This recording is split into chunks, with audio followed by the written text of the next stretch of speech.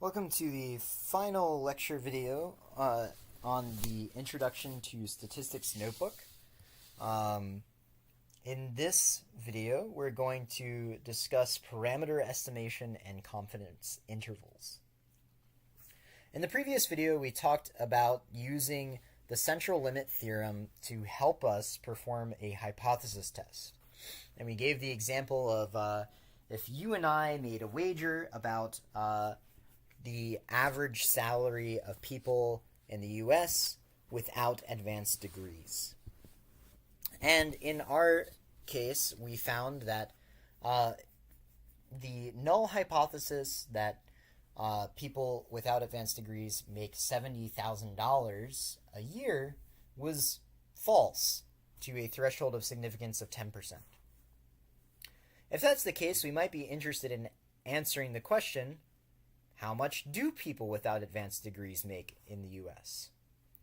And then we're asking a question of parameter estimation. We want to estimate what the average salary of people without advanced degrees are.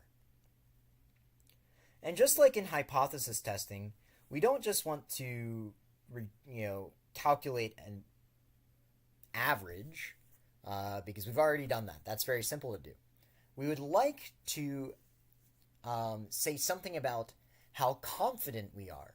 We would like to attach a probability to our estimate, stating essentially that,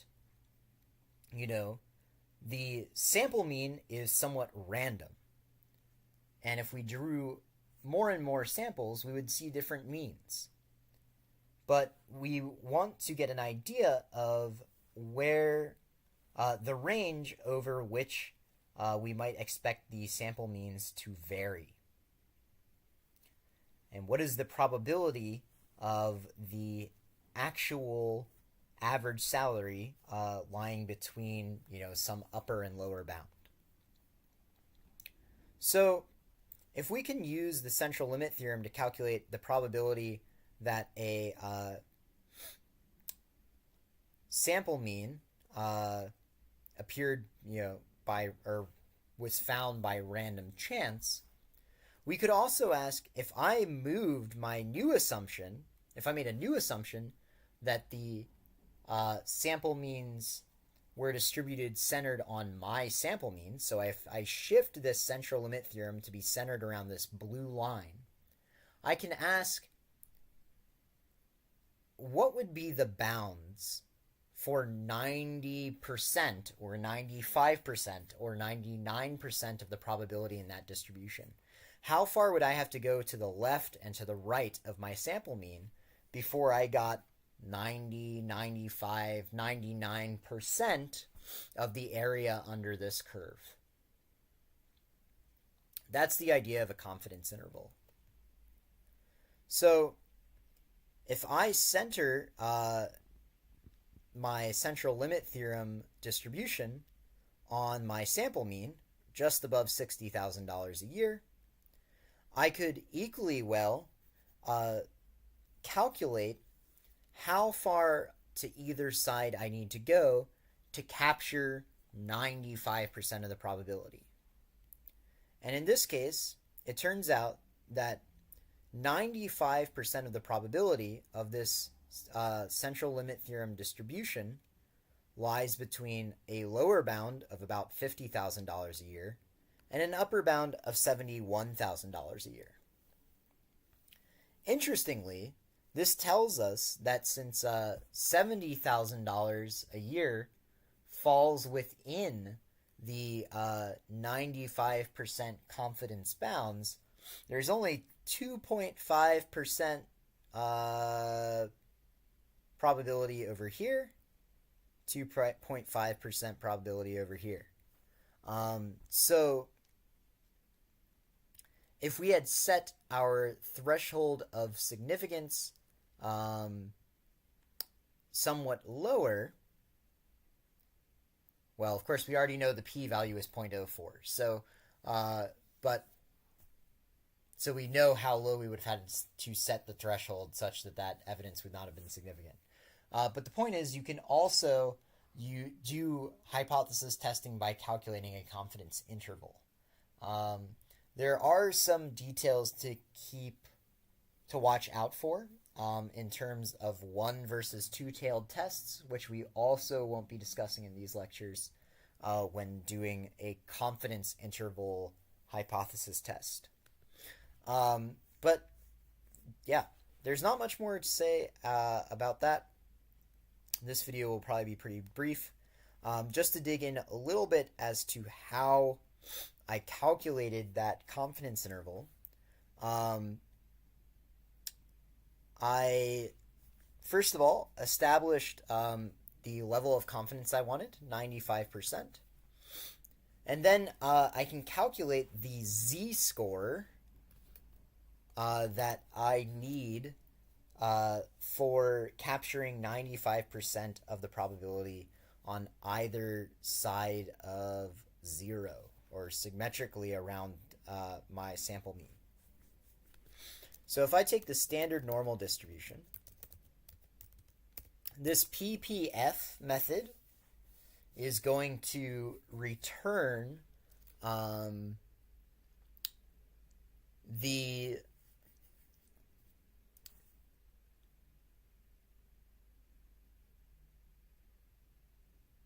value, the point on the x-axis,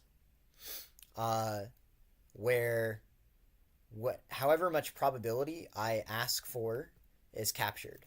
So if I ask for 1% of the probability, or 1% of the area, if I go from minus infinity up to negative 2.3 on the x-axis, then I capture that 1% probability. If I want 5%, I have to go further right to minus 1.6.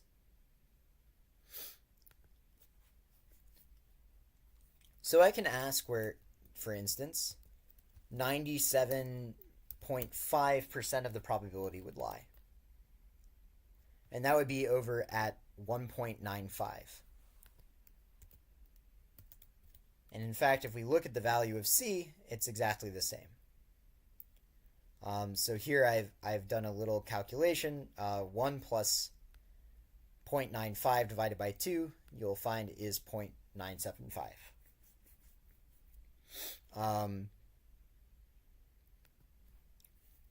So that gives me the bounds on the standard normal distribution, negative 1.95 to 1.95, where I'll find 95% of the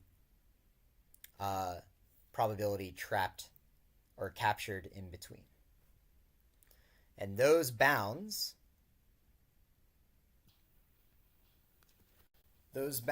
are essentially z-scores. So I can convert them back into